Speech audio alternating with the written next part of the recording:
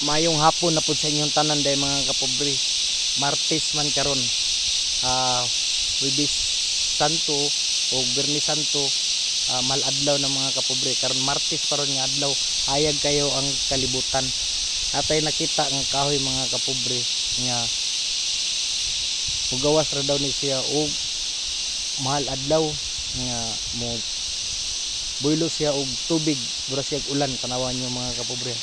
So dako kay na nga kahoy mga kapobre, i-share niyo ni nga video mga kapobre. Tabi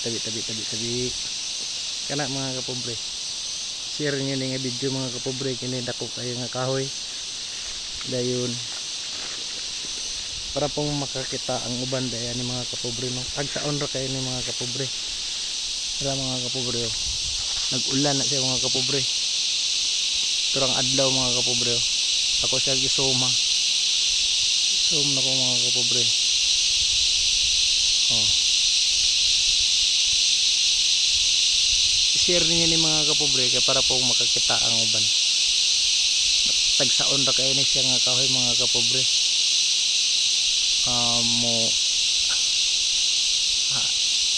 Ulan rin siya o Biyernes Santo o Huwebes Santo mga kapobre. Dapat yung inita kasi ulan, nagtubod na siya mga kapobre. Muna nga kahoy mga kapobre. Ito yung inita ron, hagti kayong init mga kapobre. Nakuha ng kabukiran.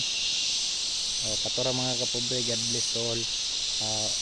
I-share ninyo nga video kaya para pong dagay maka-aware nga basing na yung nakailapod ani nga kahoy.